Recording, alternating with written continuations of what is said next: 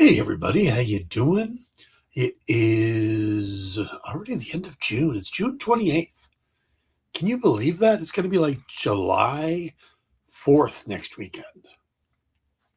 Yeah, Saturday is next weekend is July 4th. Can you believe that already? Our 250th 4th of July as an American country. It's kind of interesting. Uh, yeah, lots to talk about tonight. We're going to talk about some different things. And I have watched, I don't remember how far I got last week when we talked. So I've gotten into two more Bond movies, Skyfall and Spectre. I don't remember if I talked about them or not. Also, I watched a movie called The Sheep Detectives, which was fascinating. And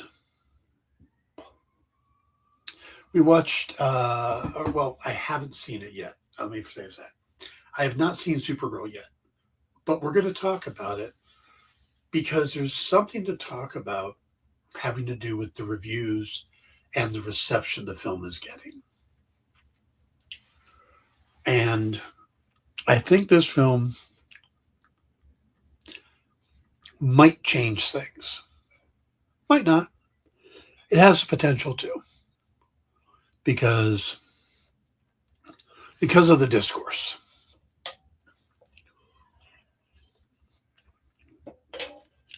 There's a lot of odd discourse going on with the film, but we're going to save that till we get a few more people in. What we're going to start by talking about is just kind of interesting the reaction to. You have to be under a rock to not know there's the FIFA World Cup going on in North America. It's Mexico, it's Canada, and the United States. And if you're online at all, you will see the reactions that other countries are having to America and what it is that's getting them excited or really amazing them happens to be the food here.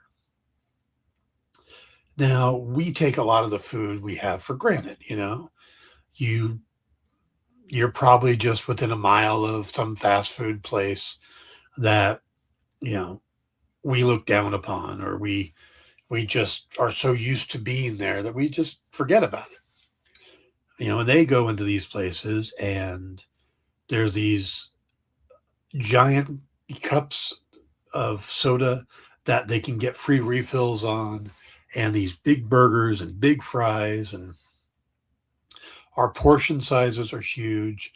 Our food is, I,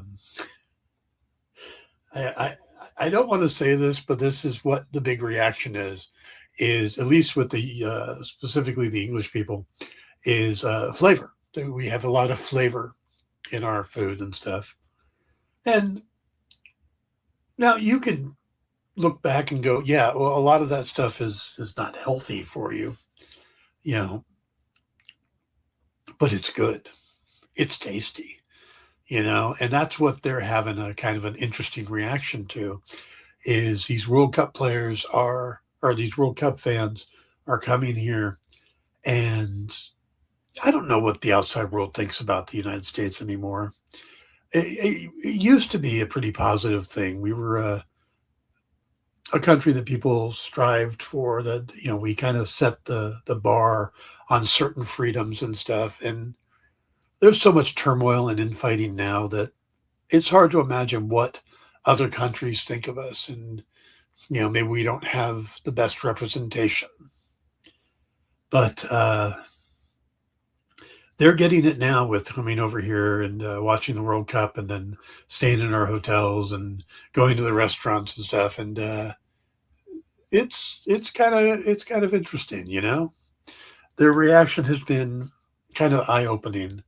Just how amazing it is, and it's a very positive thing, and it's nice to have this positive thing going on right now. So that's interesting. Um, I know there's not a lot of big sports fans in this chat, but I like telling you the sport adjacent stories that are kind of interesting.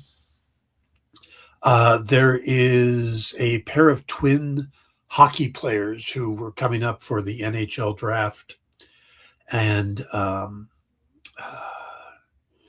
not going to get their names right. I should probably look it up real quick. Uh, Twins NHL draft. See if that gets it. Yeah. So there's a set of brothers, twins, named the Rook brothers, and Liam Rook and Marcus Rook. And Liam got drafted by the Pittsburgh Penguins the first night of the draft, number 24 overall, I believe. And Marcus was not drafted. But Marcus was good enough to be drafted. He just didn't get picked. And then the next night of the draft, the second round came along. And again, he was sitting there. And then the Pittsburgh Penguins came up to draft again, and they drafted Marcus. So this set of brothers who have spent their whole life playing hockey together in, all the lower leagues, moving up into to get to the point where they're ready to go pro. And we see it in American football all the time. You got one, JJ Watt is playing for Texas while TJ Watt's playing for the Steelers. Christian McCaffrey's with the 49ers right now, while his brother is, where is his brother? I wanted to say San Diego, but that may not be right. But you get brothers and they get split up when they come out because you can't control where you get drafted. And it's rare to get a set of twins. Tiki and Rondé Barber were NFL players who were twins. Tiki went to the New York Giants as a running back, and Rondé went to the Tampa Bay Buccaneers as a defensive back. And they played their careers at those places. So it's rare that the brothers, let alone twin brothers, get to play on the same team. So for Pittsburgh to draft both Ruck brothers in the same draft is pretty spectacular. And you have to wonder if maybe there was something there, if maybe some behind the scenes was going on where the other teams were like, these two brothers work really well together, and whoever drafts the first one should get the second one in the second round. Now, I'm not saying that's not what happened, but it's how it ended up. And it would be nice if to believe that is what happened, that that no one else was going to touch Marcus until Pittsburgh had a chance to draft him in the second round, and they did. So if you are a Pittsburgh Penguins fan, you have this very good set of twin brothers coming to play for your team, and that is something to look forward to. Hey Ed, how you doing? Thought your birthday was the other day, but it's good that she came by to see you. By the way, happy birthday, belated, and glad to see you make it. Someone else just popped in too. Hey, how you doing? As I was saying earlier, we're going to talk a little bit about a movie I watched last night called night before, Sheep Detectives. And also we're going to talk about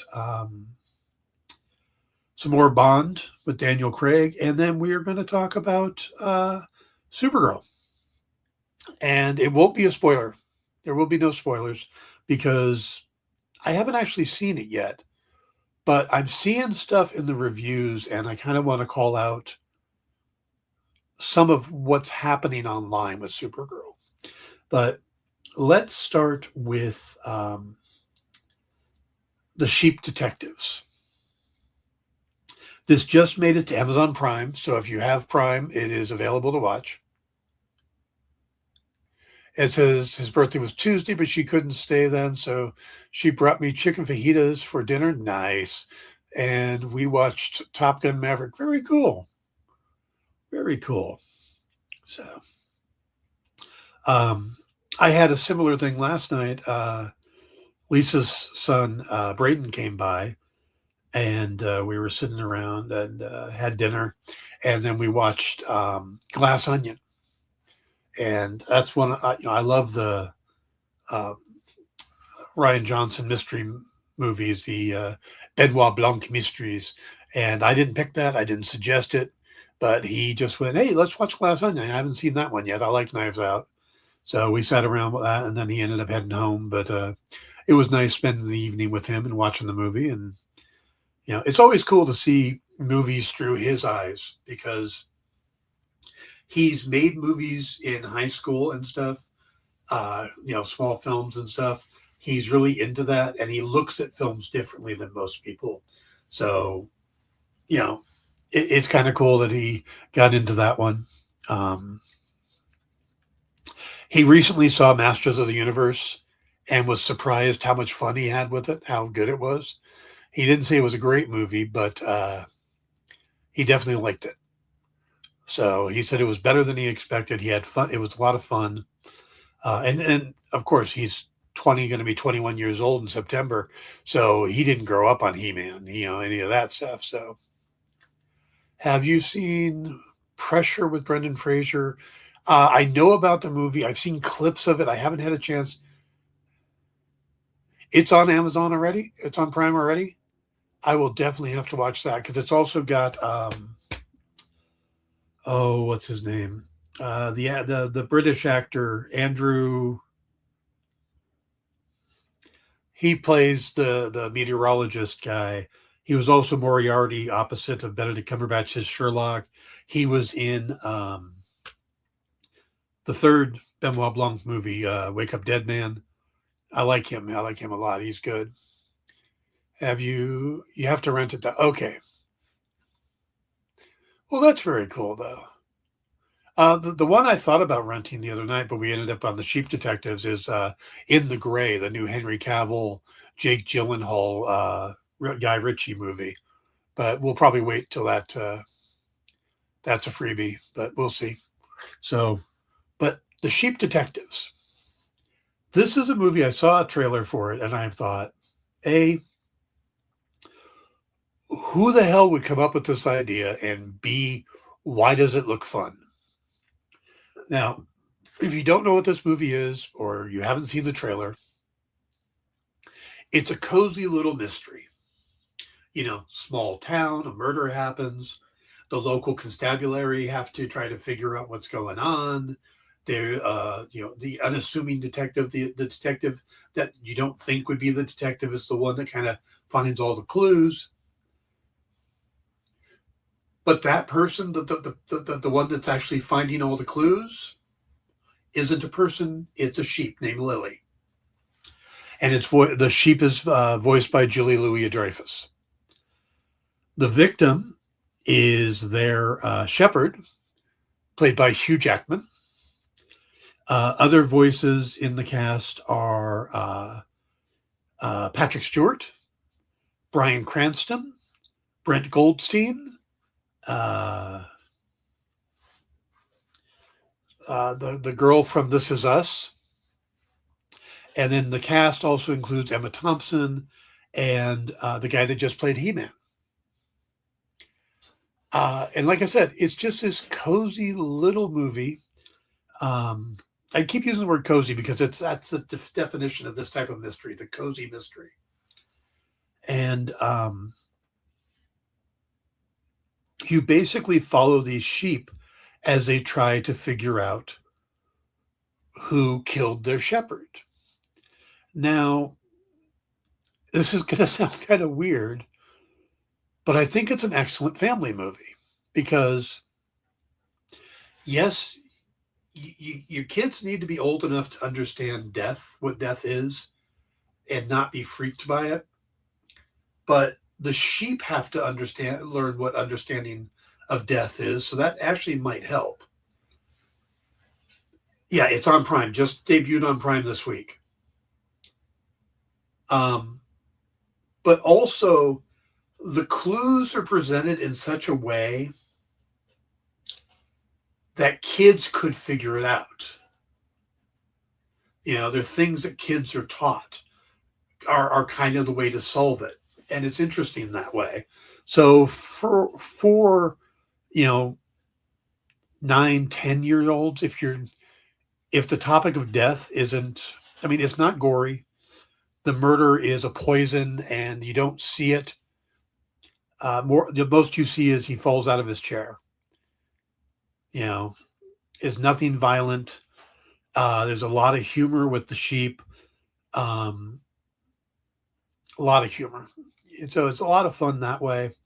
One other guy in it. If you're a fan of Game of Thrones and what's his name, Venarius, the the bold eunuch guy that likes to cause trouble, he plays a butcher in this and has a whole head of hair, and it's really weird seeing him like that because I'm so used to him as being uh, the character from Game of Thrones.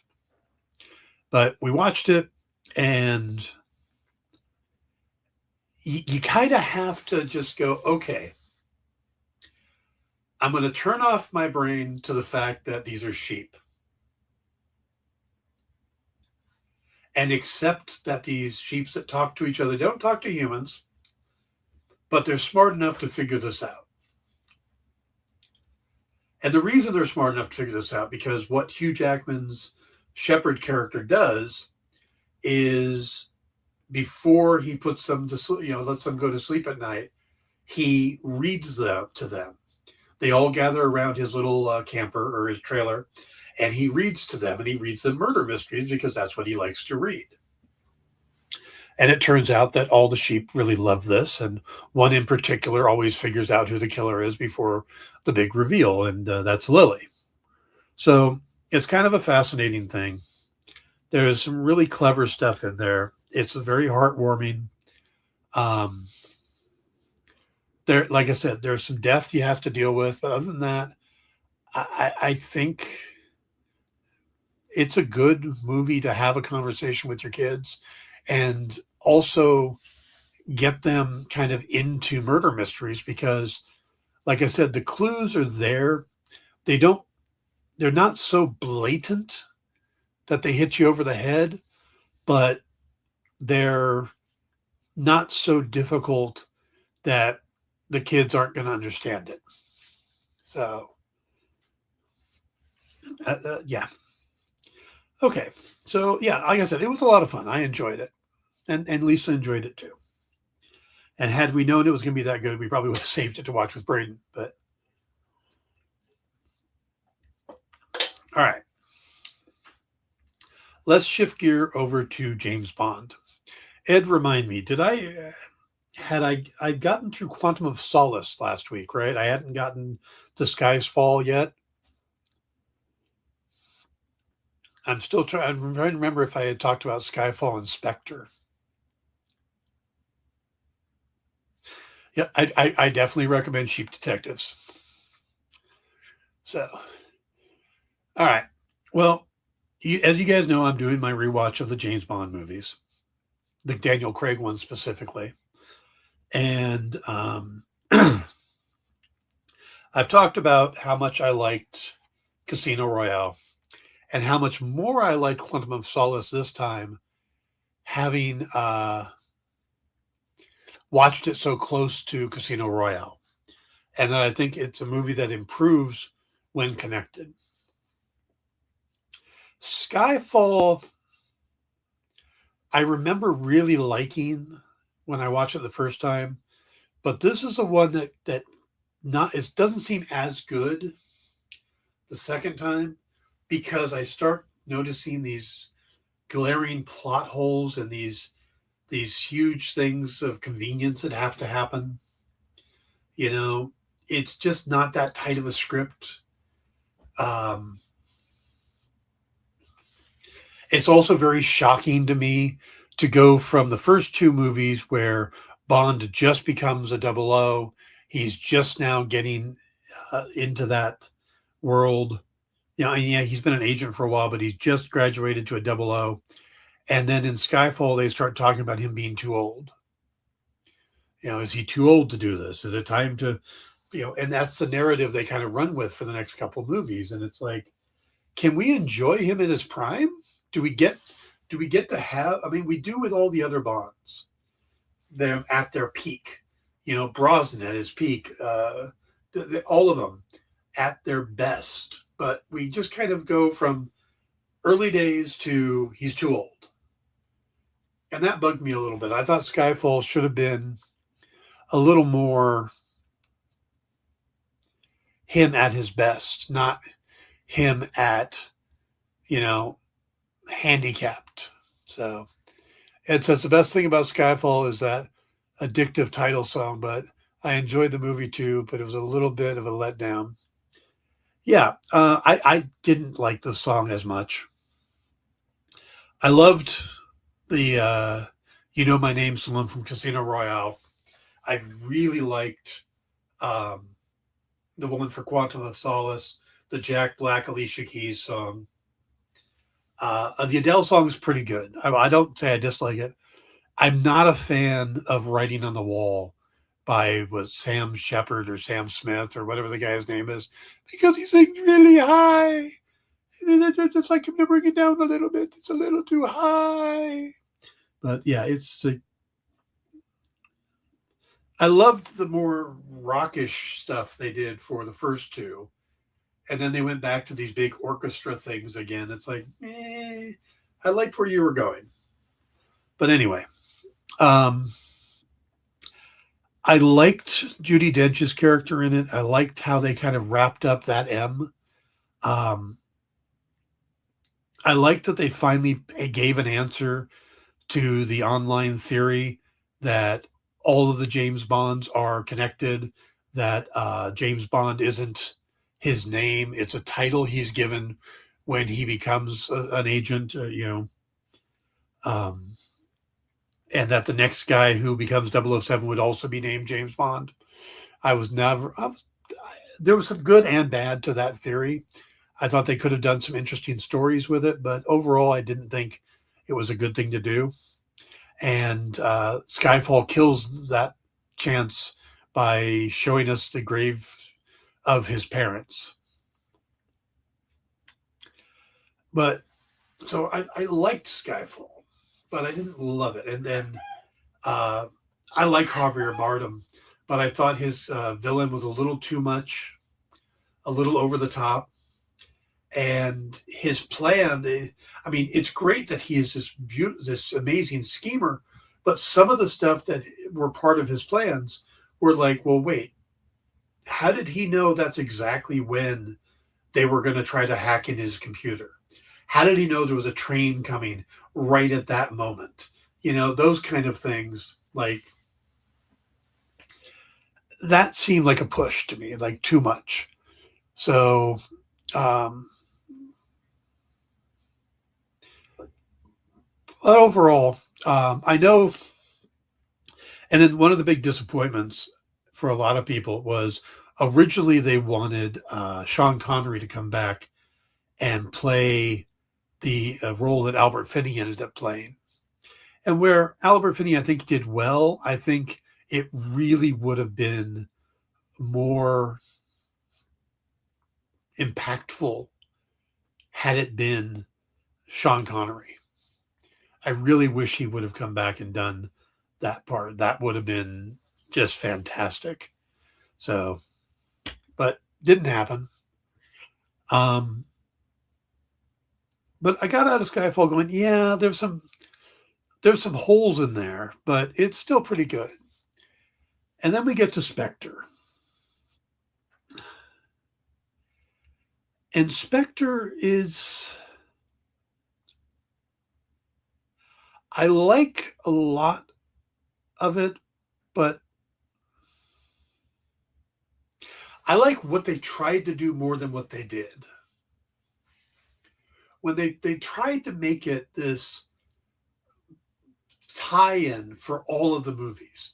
everything that's ever happened to this Bond was because of Ernst Blofeld.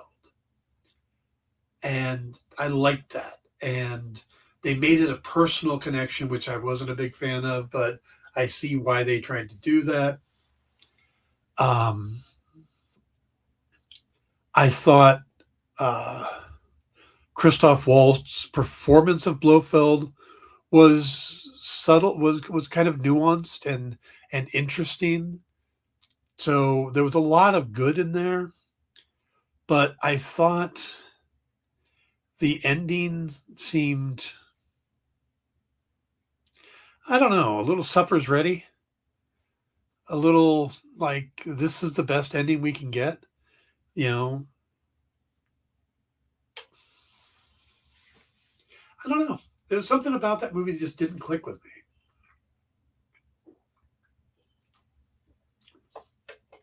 It very much seemed like they were trying with those two, especially with Spectre.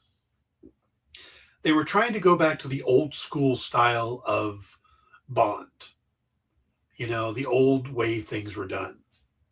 In Casino Royale, there's a part where Le Chiffre is torturing Bond, but he's doing it to try to get a code out of him. There's a reason he's torturing him. We don't have a torture scene at all in Quantum of Solace, and we don't really have one in Skyfall, but we get to that point in Spectre where Bond is taken by the bad guys and he's being tortured, and there's no reason for it. Blofeld is just doing it, you know? Let's see. Krypton says, "Hey, Dan, I'm late for the discussion. I've been bummed since I went to see Supergirl. I need some closure. I need some positive vibes because I'm just need some." Okay, we're going to talk Supergirl. We haven't talked about it yet. So we'll definitely talk Supergirl in just a few minutes. Okay. Let me just finish up with Bond and then we will talk Supergirl. But yeah, the whole torture scene, there was no need for it. It was just like, you know, this is what Bond villains have done through the history of the character. It's like, you know, we strapped Sean Connery to a table and had a very slow laser going to kill him. It's like, if you're going to kill Bond, just kill him. Why are you doing this slow torture thing? It ends up becoming your undoing. This is where your plans always fall apart, especially for Blofeld. He can't just simply go, you know, "Hello, Mr. Bond. Blam. Goodbye, Mr. Bond." And that would be the end of it and go pet your kitty. That's it. That's all you need to do. But no, he's got this whole elaborate thing where I'm going to pinpoint certain nerves and I'm going to erase your memory and I'm going, it's like, why? You're supposed to be smart. Why? The biggest thing that James Bond counts on is the fact that his bad guys are idiots. You know, it's funny that I watched Glass Onion last night because, you know, if you haven't seen Glass Onion, I'm sorry, this will be a spoiler. But the big reveal is the fact that the millionaire genius is an idiot. And that's where the whole thing falls apart. You know, and there they play, but Blofeld is supposed to be this genius and he's controlling all this stuff. And then he just kind of screws up by wanting to torture Bond. And I don't know. I guess Spectre left me dissatisfied because it really felt like they were trying to get back, you know, well, let's do it like we used to do them. And it's like that. No, we're in a different era now, you know? So I've yet to see No Time to Die, where all these other ones I had watched once before and I was rewatching. I'm going to watch No Time to Die. I would have watched it already, but Lisa hasn't seen it yet either and wants to watch it with me. So we got to find a time that we're both available. They're not short movies. So hopefully we'll get it done this week. I'll give you my thoughts on No Time to Die next week. But all right, let's see. What else did Krypton say? In DCU, because I want Lanterns to be Emmy sci-fi detective drama and Clayface to be, you know, how a mind-blowing standalone DCU project Man of Tomorrow. Okay, let's talk Supergirl. Now, I gave this caveat earlier, but not everybody was here. I have not seen Supergirl yet. I know the story. I know all the complaints that are going on right now. I know what people are saying the good is, the bad is. And what you got to do is realize that. Well, first thing I want to do is look back here. Hey, Triple B, what did Krypton say since I went to see Supergirl? Okay, so Krypton, did you not? Okay, Triple B loves Supergirl. Great. Krypton, did you like Supergirl or no? Because what I want to do is I want to boil down what the critiques are about the movie.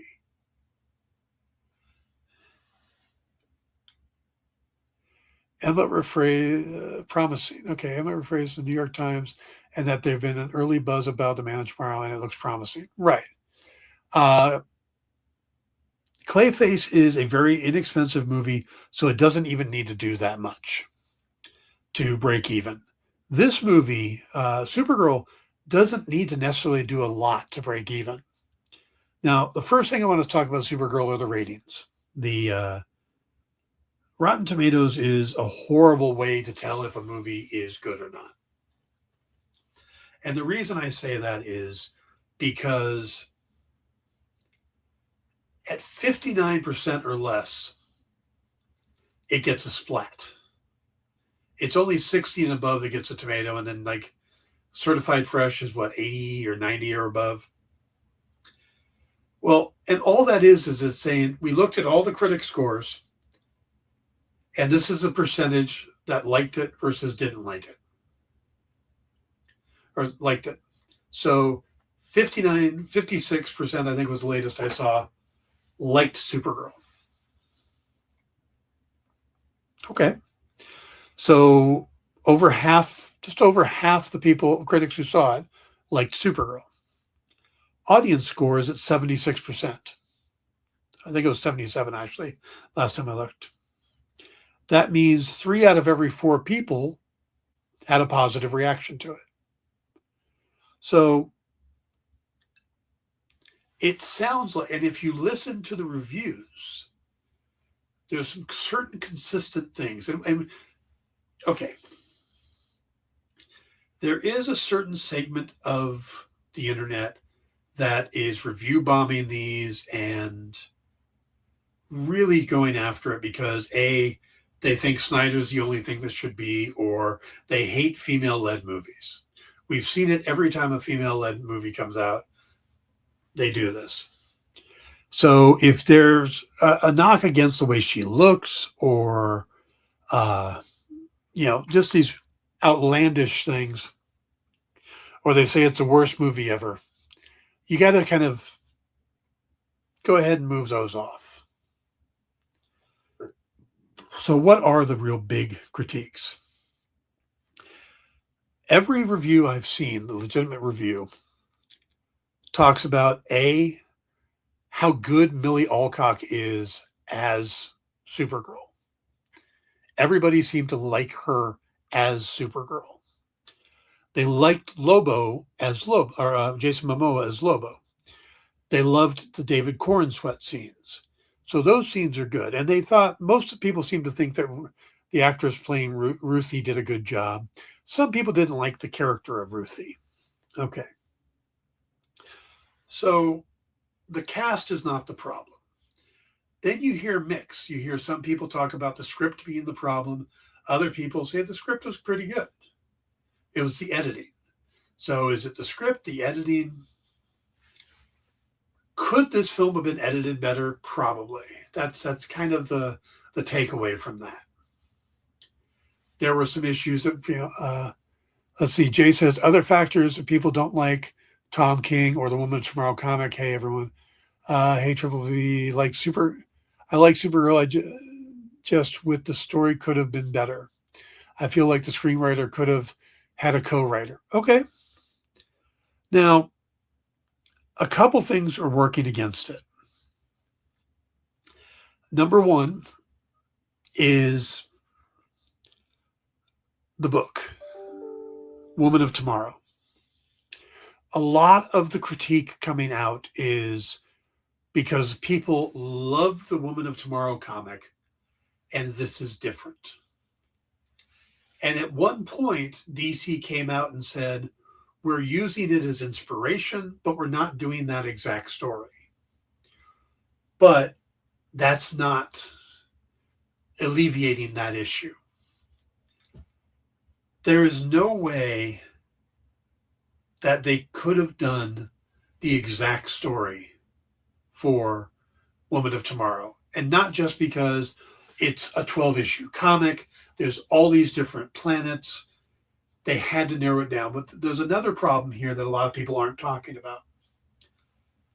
The Supergirl we get in the comic world of tomorrow is a more confident, mature, experienced Supergirl.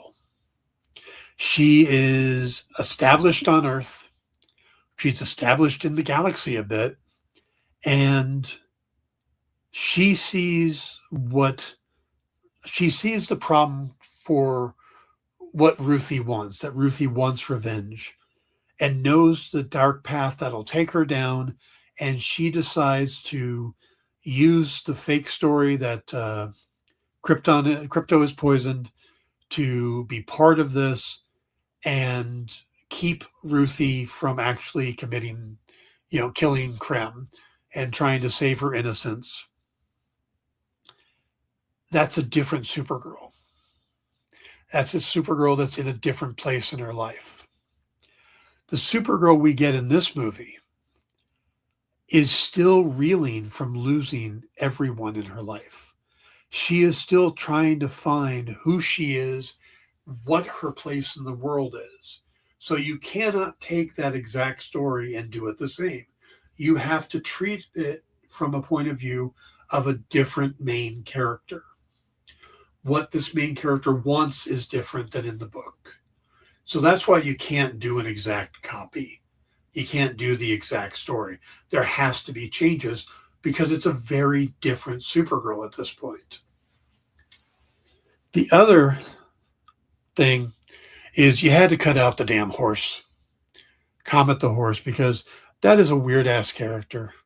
That is a guy that turns into a horse that's in love with Supergirl. How do you explain that in an hour or a 2-hour movie? I mean, come on, that horse had to go. Jay says, we dug it, watched it already. Did think it was strange they used Elseworld story in the main content movie, but again, they borrowed from it. Yeah. So they just borrowed the structure, and the structure is part of the problem, is the other part of the problem. There is this thing, there's an argument I make all the time having to do with superheroes as a genre. If you grew up reading comics and you have any real experience reading comics, you know that just because it's a superhero doesn't mean that it's going to be an exact type of story. Different heroes fall into different genres. Superman is kind of a mythos in a lot of ways. It's kind of like a, what's it good? It's sci-fi, but it's also John Henry type of stuff. Batman is a detective. Green Lantern is sci-fi. Wonder Woman is mythology, is Greek mythology. They're different genres. So when you get into one of those stories, they're different.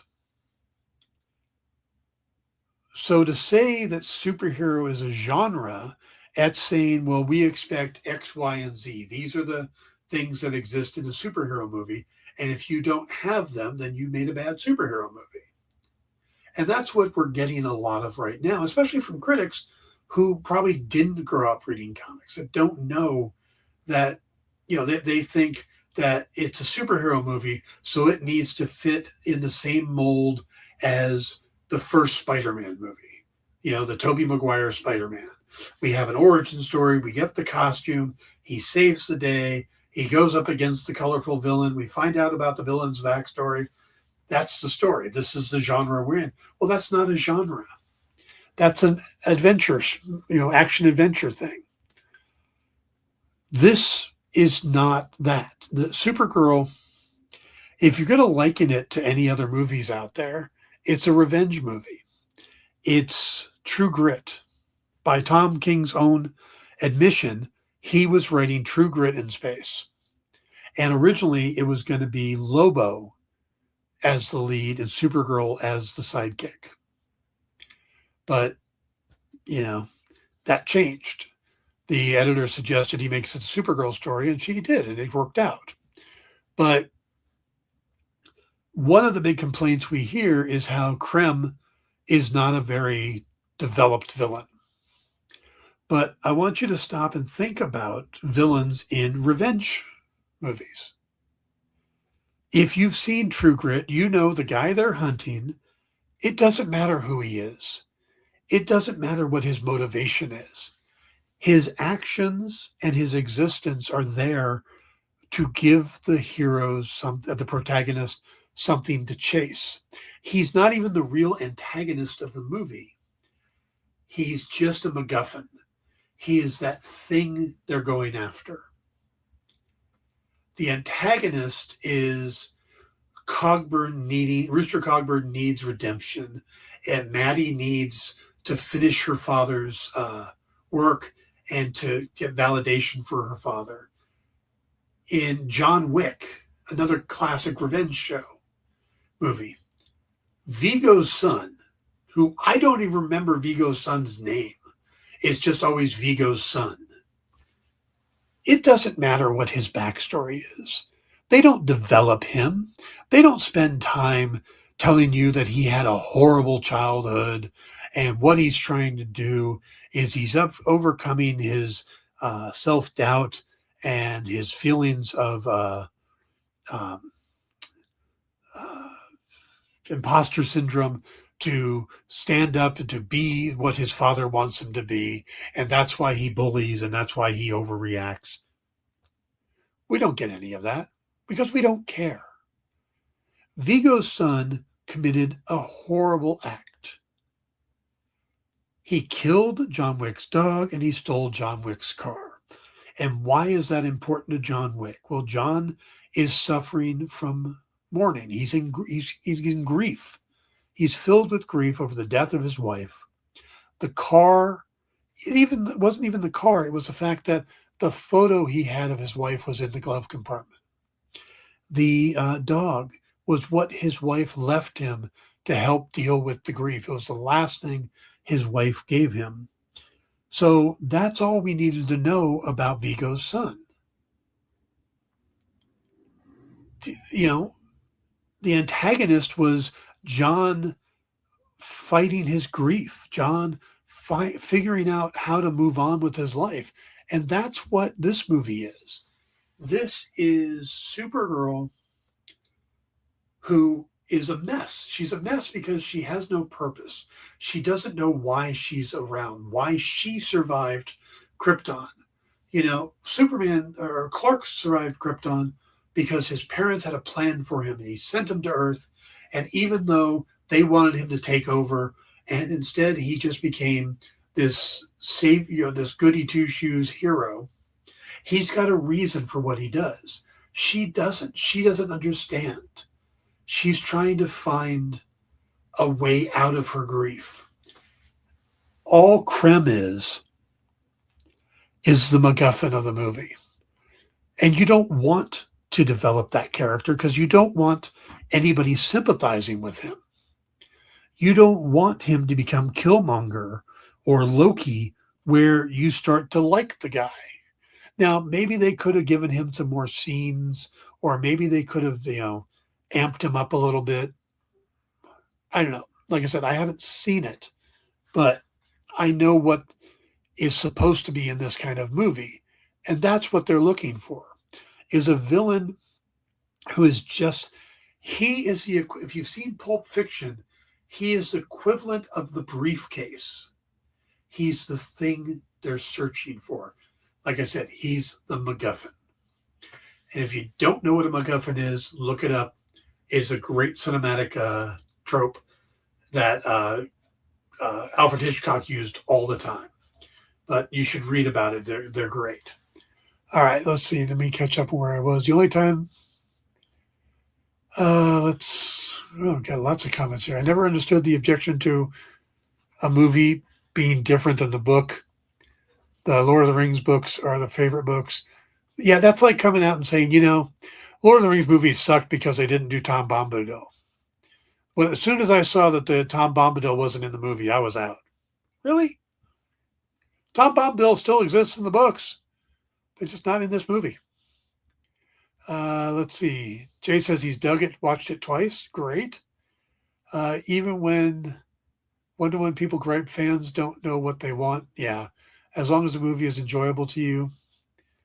The only time I really object to a movie show was when the TV show The Walking Dead chose to kill Carl. Carl was the whole reason Rick Grimes' story was so compelling. Okay.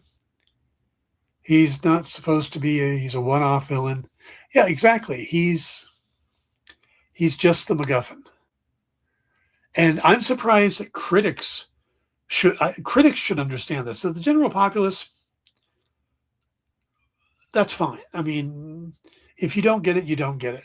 And if you do, you do. Great. But the fact that these people who get paid to review movies aren't picking up on that this is a different genre, that this is a different style of movie, and they're still trying to put it in the superhero genre in their mind. And I'm not saying there's a lot of people that do that. A lot of people that believe that superhero movies are a genre. They're not. It's like being a cop or a cowboy. Just because you're a cowboy doesn't mean you're in a Western. Just because you're a cop doesn't mean that you're in, a thriller. 3 cop movies. Training Day, Blue Thunder, Police Academy. They're all cop movies. Are they the same? Are they the same genre? Would you look at them the same? So you really got to look at it that way. Let's see. When the actor looked like the one in the comics, are they really that? Oh, yeah, that's the other thing is the comments about him not looking like he looked in the comics or not looking, the art and stuff, not looking like the comics. Is that really a critique? Because how many people have read the comic compared to how many people saw the movie that didn't read the comics? I've read the comics. Now, I thought it was an interesting story. I didn't love it.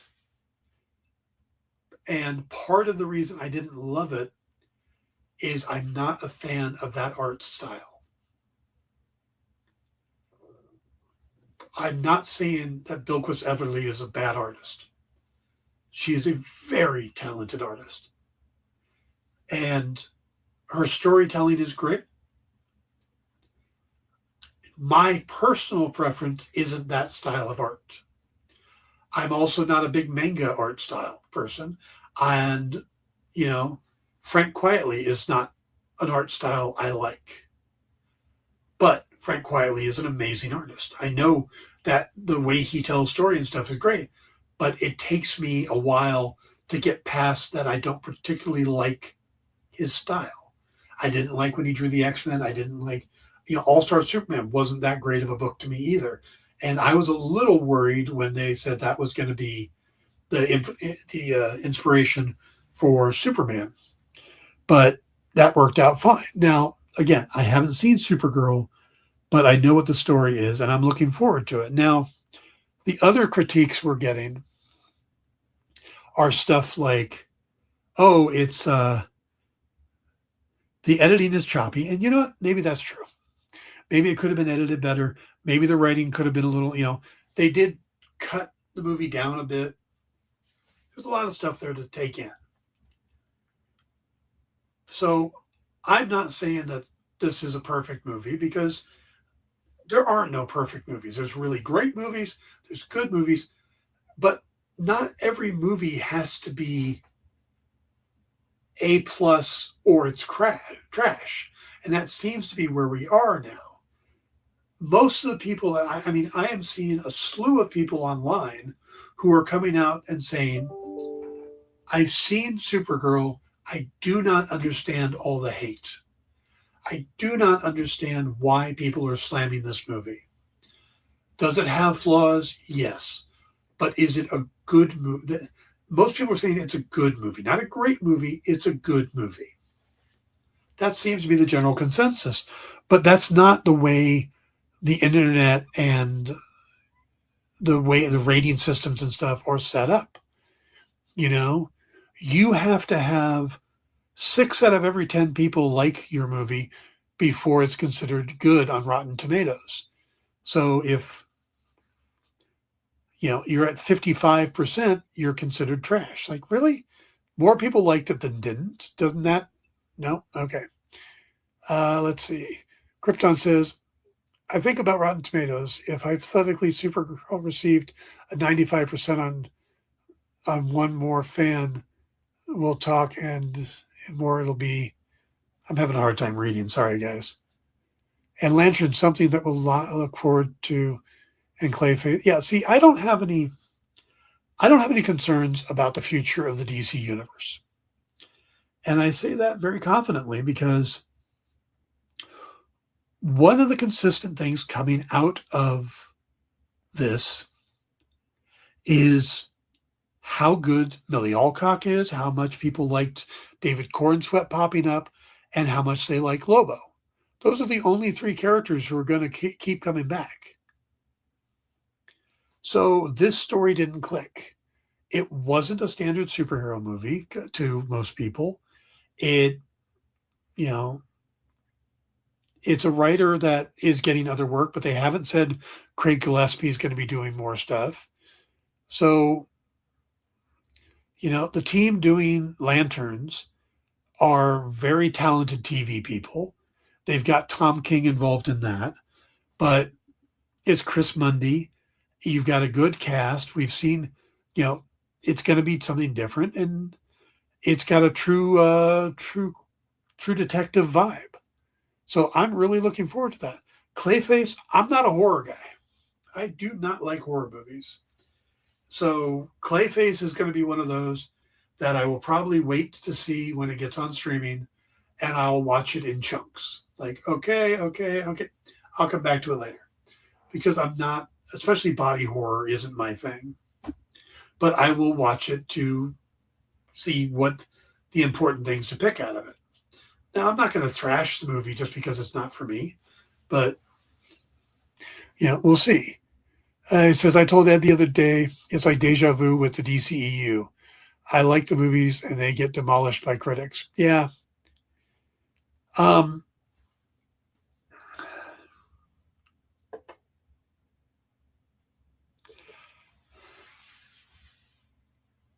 general consensus is people like the Supergirl. So that's the thing to take away from this. If they were having a problem with her, then you got to look and go, oh, it's like with Captain Marvel. A lot of the negativity was going towards Brie Larson's performance. Now, I don't knock her performance because the character is supposed to be having memory issues and doesn't know what's going on. She's been stifled. So I always kind of give it credit, and I look at her other performances. But no one is bashing Millie Alcock or her performance in this. So nobody legitimately. There's still the people that are just assholes. So I don't think there's a problem going forward. This is probably going to end up being like the Hulk or Thor from the early days of the MCU. Thor wasn't the most loved movie. It got more love in retrospect. And the thing is that this movie had a lot of expectations. It's coming off of Superman, which was a huge hit, and people wanted another Superman. It wasn't trying to be another Superman. It was trying to tell its own story of grief and redemption and revenge. And I mean, the people who want more depth from the villain, he was a he shot a dog, he stole Kara's ship, and he trafficked young girls. He's like the Jeffrey Epstein of space. Why do you want to know more about this guy? Why does he need to be more depth? Why does there need to be more depth? He's a horrible person. And for this type of movie, that's all you need. But he says, I'm also drooling for Clayface. The fact it comes out and Halloween makes it better. I can't wait for it because I love horror. Yeah. See, Ed, this is exactly, and it's the type of movie that Marvel probably wouldn't do. The closest you're going to get to horror from Marvel is that Werewolf by Night special. So I got crap for liking the DCEU, and now I get crap for liking the DCU. I'm just going to like what I like. Yes. And that's what I'm hoping, because there's a couple things that could happen here. Number one, next week, there's no big releases. This week, we're still getting the Toy Story rollover. Parents are still taking their kids to see that. So there's a chance that Supergirl might get looked at more next weekend. 4th of July weekend, people want to go see something. They've already seen Toy Story. And now they're online. And yes, the negative reviews came out. But there's all these people coming out now defending the movie. There's so many people online coming out and specifically saying, I don't get all the hate. It's a good movie, stuff like that. So it might be enough to get people to go, I should judge this for myself. And the fact is that you look at the way it used to be with reviewers is every major newspaper had their reviewer that would go to the movies, and they were paid and they had some kind of background that made them a good choice for a reviewer. Nowadays, reviewers are just people who get online and build content, where their backstory is, stuff like that. I did comic journalism for 5 years. I've worked in the industry since 1996 in different ways. I've got a lot of history. I've written scripts. I've written books. I know these characters, and I wouldn't consider myself a professional reviewer. So these people that come out and they're like, well, the cinematography was really off, and the editing was, and the needle drop. Oh, the needle drop! I can't believe they put that song at the end. Really? Let's talk about that needle drop at the end. It's the middle from Jimmy Eat World, but it's not Jimmy Eat World's version. The song is recorded by a young woman who did it in her home studio, basically, in her room at home, made this recording. And it got enough attention that it ended up in the hands of Greg Gillespie or James Gunn or whoever brought it in. She doesn't have a record deal. She doesn't have, agents out there pushing her. This was a version of the song that hit right with the creative forces behind this movie. It's a song about figuring out who you are and where you fit in the world, which is exactly what this movie is supposed to be. So maybe it's not the song you think it should be there, but is it the worst needle drop ever? Really? That's the thing, is that everybody talks in superlatives now. It's the best, it's the worst. It has to be the best, or it's the worst. This could just be a good movie. It doesn't have to be great. It doesn't have to make $1 billion at the box office. But because it's a DC movie, just because James Gunn has his name on it, and because there's some people out there that think somebody else should be making these movies, we have these superlative conversations. So just let a movie be the movie that they want to tell. Anna Noguera wrote a script. James Gunn thought it was good enough. Craig Gillespie made the movie he wanted to make. They put it out there, and it's your choice to go see it or not go see it. You might like it. You might not. But that's your choice. You shouldn't listen to some guy in a Carolina Panthers hat coming from California telling you what to believe, or some woman from Canada, or some guy that just happened to be invited to the premiere, or movies are personal, stories are personal. What touches you? That's why there's not one section of books in the bookstore. That's why there's multiple genres. That's why there's multiple movies that come out. There's people going to see Jackass the movie this weekend. Are you a Jackass the movie person? I've seen one in the theater. I didn't think it was good, but I enjoyed myself because I went with somebody who was a Jackass the movie type person, and they loved it. And they were laughing like a little girl through the whole movie. And the laughing like a little girl person was Tone Rodriguez, who's my size. And to hear him laughing, literally little giggles just through the whole movie, made that movie fun to see his reaction. But that's not my type of movie. So if you liked Superman, if you want to see this world continuing, you think Supergirl's a good character, go see it. Enjoy your time in the theater. And if you come out of it and you didn't like it, you didn't like it. If you did, you did. But it doesn't have to be the best or the worst movie ever. Just make up your own mind, or wait till it comes to the home and watch it then.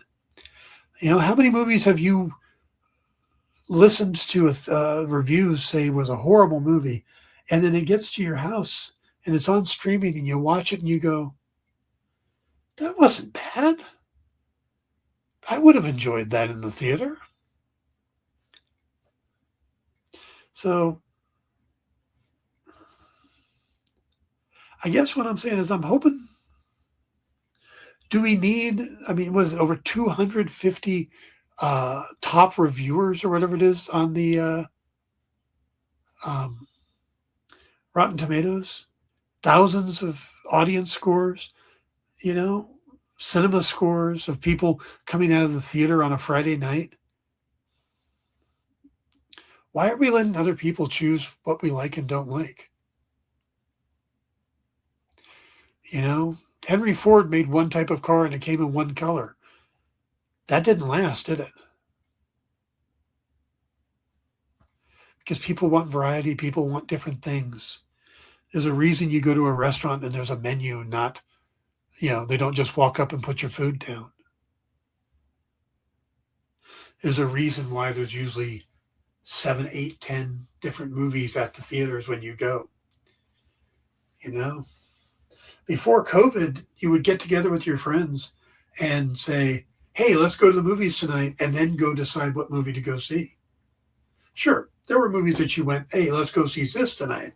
But there were nights that you just wanted to go to the movies. And you went and you looked and said, oh, and you saw something that turned out to be a gem that you didn't expect. Don't let other people make up your mind for you. Should be making up your own minds. All right, guys. I think that's going to do it for the night.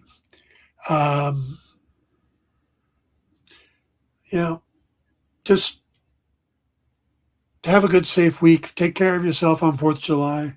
I will probably be here next week. Like I said, I'll try to get No Time to Die watched. I'm gonna try. I'm gonna go see Supergirl hopefully Friday morning. So Lisa's off that day, so we're gonna go see it, and then I will be able to talk about it more from a having seen point of view rather than just listening to reviewers. But I'm going to go in with an open mind. I've read the book, but I don't care how close it is to the book. I've seen Superman. I loved it, but I don't care how close it is to Superman. I just want to go in and get a good story. That's it. So, y'all have a great week. I will see you all next week. Take care. Be good. And